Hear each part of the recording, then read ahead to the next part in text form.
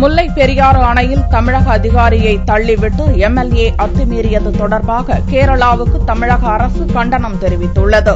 தமிழக தலைமைச் செயலாளர் மோகன் வர்கீஸ் சுங்கத் கேரள தலைமைச் செயலாளர் பொறுப்பு வகிக்கும் நிவேதா பி சரணுக்கு ஒரு கடிதம் அனுப்பியுள்ளார். கடந்த 2011 அணையின் பாதுகாப்பை கேரள போலீசாரும் வனத்துறையினரும் மேற்கொள்வர் என்று உச்சநீதிமன்றத்தில் கேரள அரசு உறுதியளித்திருந்தது என்றும் இந்த உறுதியை மீறும் வகையில் கேரளா நடந்து கொண்டுள்ளது என்றும் தமிழக அரசு சுட்டிக்காட்டியுள்ளது. தமிழக தலைமை பொறியாளரை தாக்கிவிட்டு கேரளத்தினர் சென்றபோது அங்கிருந்த போலீசார் நடவடிக்கை எடுக்கவில்லை என்று சுட்டிக்காட்டியுள்ள தமிழக அரசு இதுகுறித்து உடனடி நடவடிக்கை மேற்கொள்ளாவிட்டால் மத்திய தொழில் பாதுகாப்பு படையினர் பாதுகாப்பை கோரி உச்சநீதிமன்றத்தை நாடுவதை தவிர வேறு வழியில்லை என்று தமிழக அரசு தெரிவித்துள்ளது. திங்களன்று மாலை கேரள மாநிலம் பீர்மேடு தொகுதி எம்எல்ஏ பிஜிமோல் பத்திரிகையாளர்களுடன் அணைக்குள் நுழைய முயன்றபோது அங்கிருந்த பொறியாளர் மாதவன் தடுத்துள்ளார். அவரை கீழே தள்ளிவிட்டு அணைப்பகுதிக்கு சென்றபோது அங்கிருந்த கேரள போலீசார் வேடிக்கை பார்த்துள்ளனர்.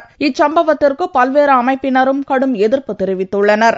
இன்னைக்கு அணையினுடைய நீர்மட்டம் 142 அடி இன்றோ அல்லது நாளையோ எட்டி விடுமோன்னு நம்ம தமிழக மக்கள் சந்தோஷமா இருக்கக்கூடிய இந்த நேரத்தை அதை பொறுத்துக் கொள்ளாமல் அவங்களால அதை ஏற்றுக்கொள்ள முடியாமல் தமிழக பொதுப்பணித்துறை அதிகாரிகளை அங்க தாக்குகின்ற அளவுக்கு அவங்க ஈடுபட்டிருக்கிறாங்க. அந்த செயலில் ஈடுபட்டிருக்காங்கிறது மிகப்பெரிய ஒரு கண்டனத்துக்குரிய விஷயம். மத்திய தொழில் பாதுகாப்பு படையினுடைய பாதுகாப்பு அணை இருந்தா தான் வருங்காலங்களில் இது போன்ற சம்பவங்கள் நடக்காம தடுக்க முடியும். கேரள எம்எல்ஏவின் அடாவடி தமிழக மக்களிடமும் விவசாயிகளிடமும் கொந்தளிப்பை ஏற்படுத்தியுள்ளது.